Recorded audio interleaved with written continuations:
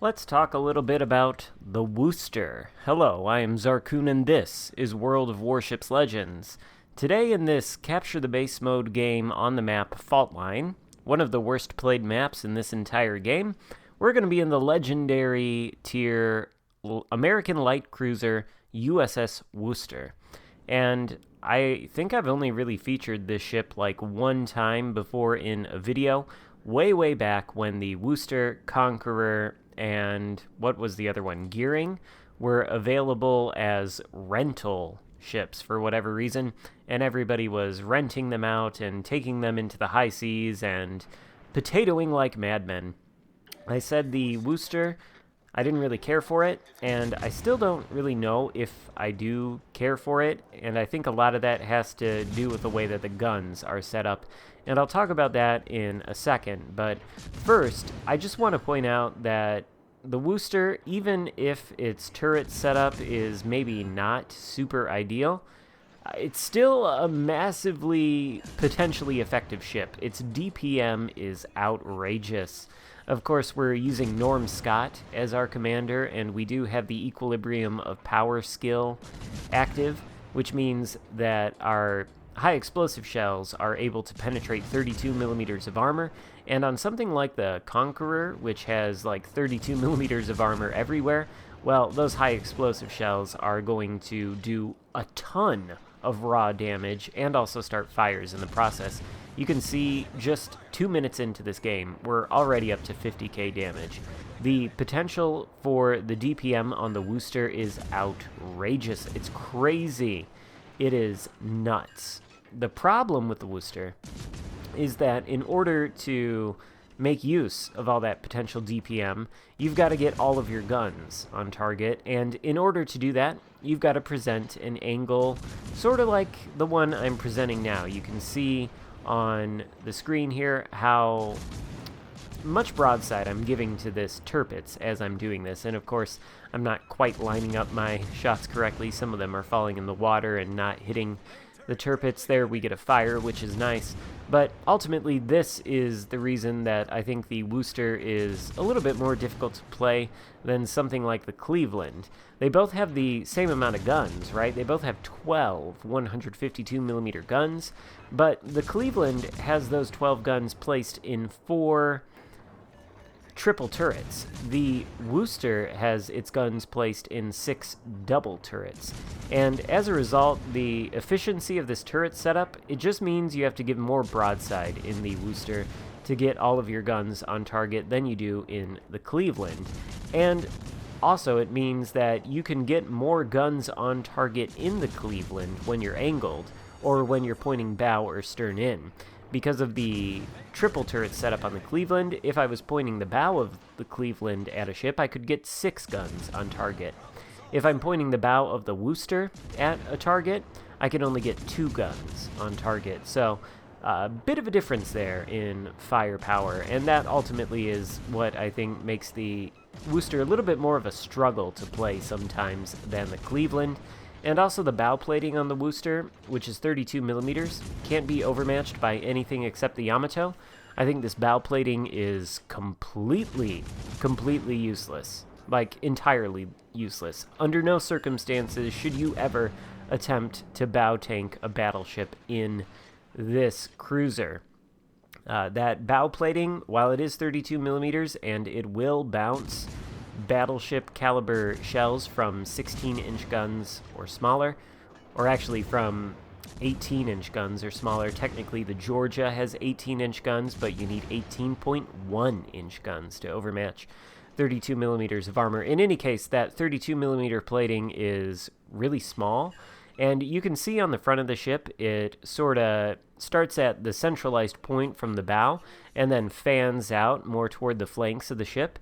And if you're pointing bow in, well, battleship shells can still hit your 25 millimeter side armor to either side of the bow and go right through it. In fact, the Wooster has 25 millimeter side armor, and it's side armor that is the most important armor on a cruiser, not bow armor.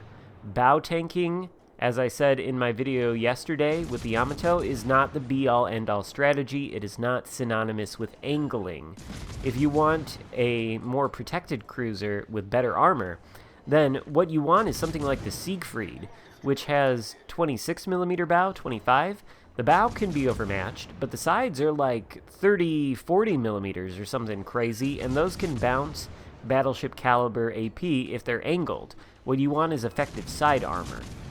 Wooster doesn't have that, so you might as well treat it like it has 25mm of armor everywhere and can be overmatched everywhere. Of course, that bow and stern plating might save you if you have to turn away from a ship and maybe some of their shells hit that stern plating and bounce off. You know, it might provide you a little bit more protection in that way, but generally overall, I don't feel like the Wooster is any more protected than the Cleveland, and I think its Citadel is a lot easier to access. Nevertheless, the raw DPM that this thing can pump out in a short amount of time should not be underestimated. If you see one of these things, not only is it a radar cruiser with a 30-second radar that reaches out to like 9-10 kilometers, so it's a massive threat to your destroyers, it's also a massive threat to any battleship that wants to push in to a position on the map just because of its ability to sling so much HE downrange and penetrate a battleship's hull or superstructure for damage with the HE penetration and also start fires. So it is a monster in terms of its damage output, but at the same time, it's not quite as effective, I think, as the Cleveland. In any case, we're out here alone on this flank now. 4 of our teammates have gone down, both of our destroyers have gone down, and the enemy team still has 2 of their destroyers. They've got the rest of their team on the other side of the map, pushing right into our team. We are able to radar the Paolo Emilio, and hopefully we'll be able to take him out here. We flubbed that first shot a little bit. Sometimes it can be tricky to get these guns on target with their floaty shells, but we tag him there, and it looks like this is, in fact, going to be the killing blow right there on the Paolo Emilio. So we eliminate one of the enemy destroyers, but there's still one left, and this is going to be a really, really uphill battle to climb if we want to win this game. It's gonna come down to probably a battle of attrition and a battle of sinking ships. Now we're holding this position right here, right now, because we know that just looking from our minimap, the last known location of the enemy's only remaining destroyer is over here by this Tirpitz somewhere. At the same time, though, we don't want to really get in an extended fight with this Tirpitz. You can see right there, I think he citadels us right through the side. So the ship is, you know, squishy with its side armor. It can be citadeled easily. And, you know, again, in order to get all your guns on target, you have to show that kind of angle that leaves you vulnerable to that.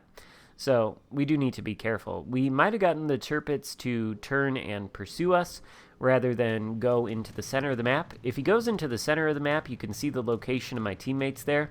He is potentially going to be able to access crossfires on them if he does that. So maybe a little bit better that he chases us rather than do what he originally intended. And frankly, I am willing to kind of take that fight, you know. The Tirpitz isn't the most accurate battleship known to man, and as long as I'm not pushing into him and exposing myself to the danger of his torpedoes, then it should be fine. But shouldn't the Tirpitz be appearing right now? Shouldn't we be seeing him, I would think, based on where we saw he was going?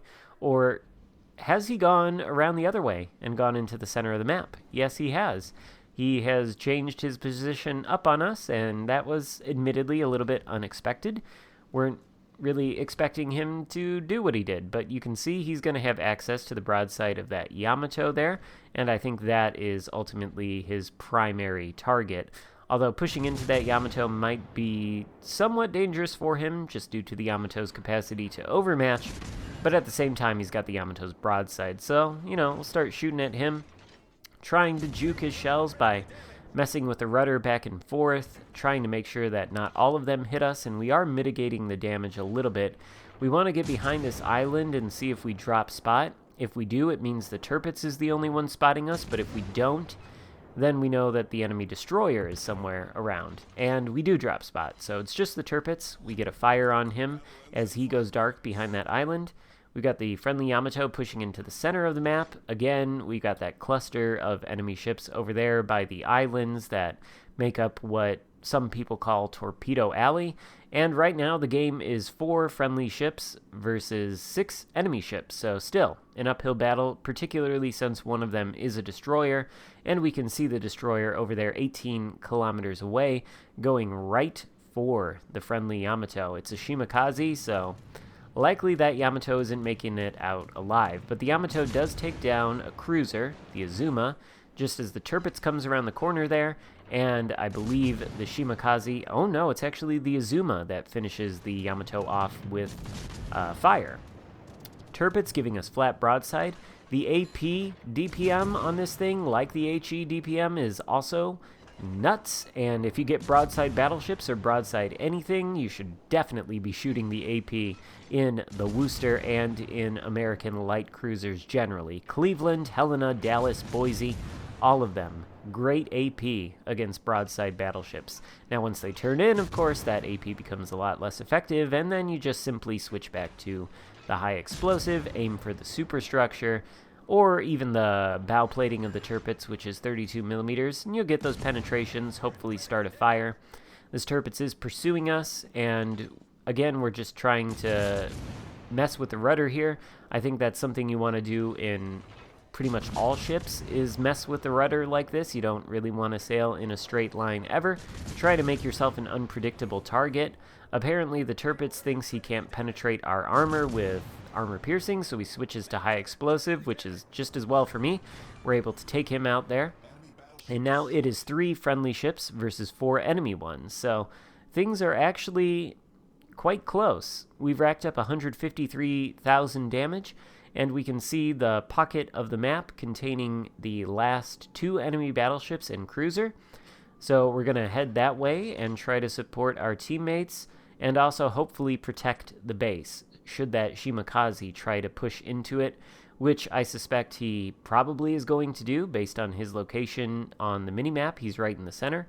All he has to do is turn south, and he'll be right in our base in no time. But we've still got 1 charge of the radar left, and we have sonar too to warn us about any incoming torpedoes should the Shima launch those at us. But we're going for this Bismarck right now, and whatever the other battleship is and whatever the cruiser is.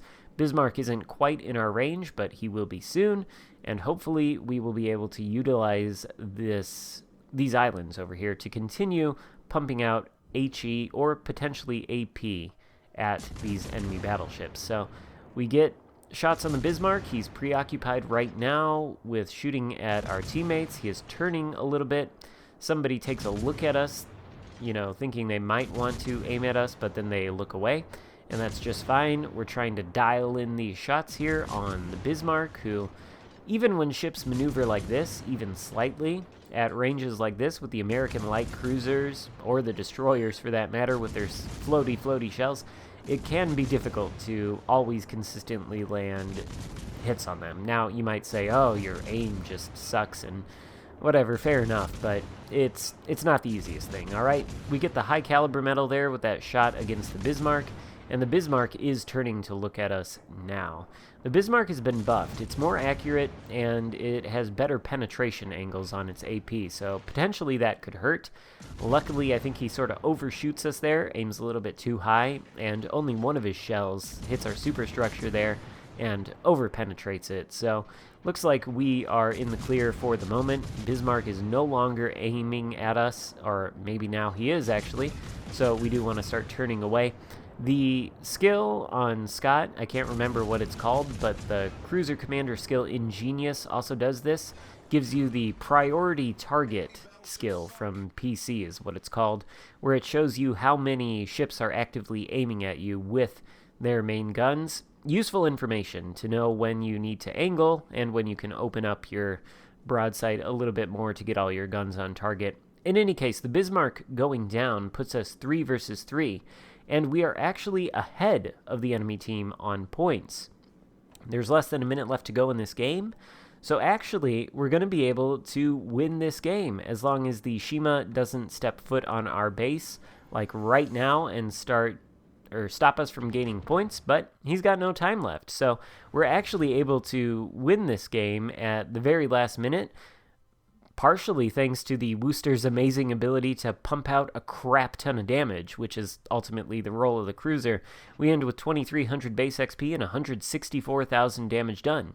So Wooster, you know, if you weren't hot on it like I was at the beginning, maybe give it another shot. I'm going to keep playing it more and see what I can do with it. Hope you enjoyed the video. If so, give it a thumbs up. Thank you so much for watching, and I'll see you next time. Goodbye.